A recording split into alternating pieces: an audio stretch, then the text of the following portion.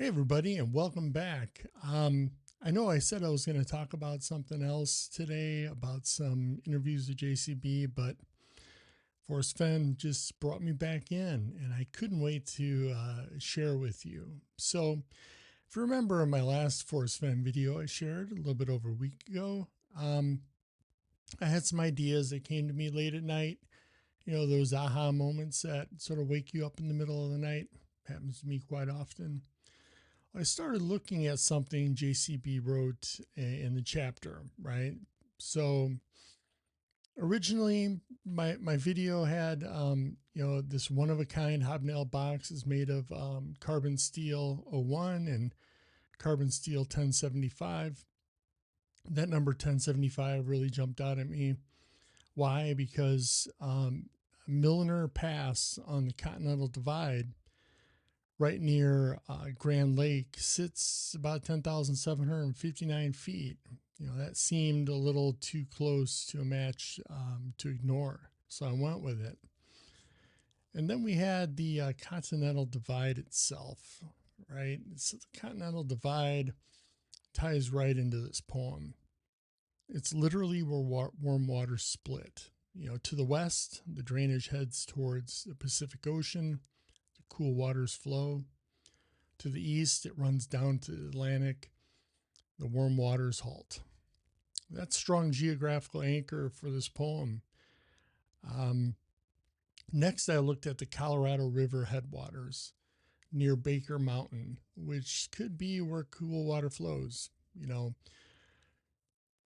from there, the river bends and eventually empties into Shadow Mountain Reservoir and Grand Lake.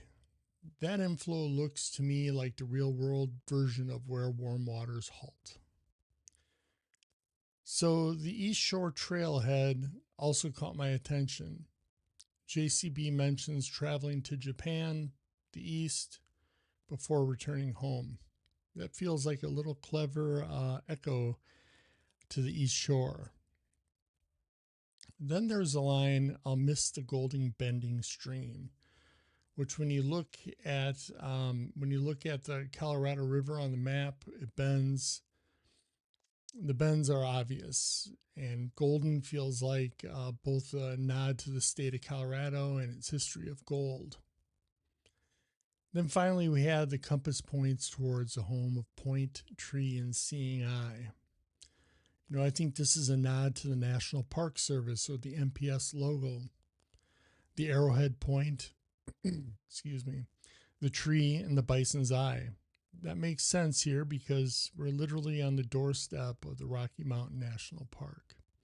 So when I put that all together in my last video, Milner Pass, the Divide, the headwaters, the East Shore Trail, the Golden Colorado River, you know, it all starts to map into this region. And that's where I left things in my last video. So now here's the piece I didn't cover last time. I had a lot of people comment, well, what about brown? So I dug a little deeper into that, did a little of my research on it. So the poem says, "Pass by a place where once was brown." Shadow Mountain Lake and its shorelines were managed by the National Park Service from 1952 until 1979. And the NPS, of course, is represented by the brown arrowhead logo, the Point, Tree, and Seeing Eye. In 1979, management shifted to the Forest Service as part of the Arapahoe National Recreation Area.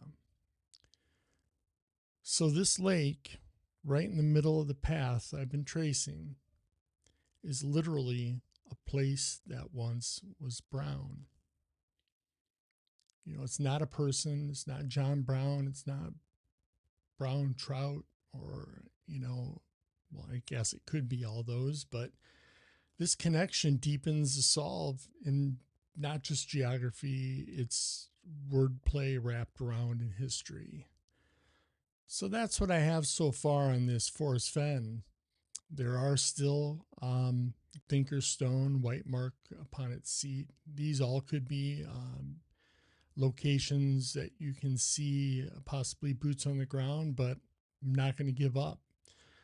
I'm going to push ahead and move forward and see if I can find something that even lines up with that, possibly a little more research. So there you have it. Brown being Shadow Mountain Lake. If you look on a map, you'll see that you have to pass by that area before you get to the trailhead. I'll try to put a picture up on the screen for you to see that, but I encourage you to look at that place and let me know what you think. Now I know I'll probably get a lot of people saying, you don't know what you're talking about, Eric, and that's fine. It's just as good as theory as anybody else's until that box is found. So with that, I leave you with Place That Once Was Brown. Thank you, and tune back in for the next video. Hopefully we'll find some more clues.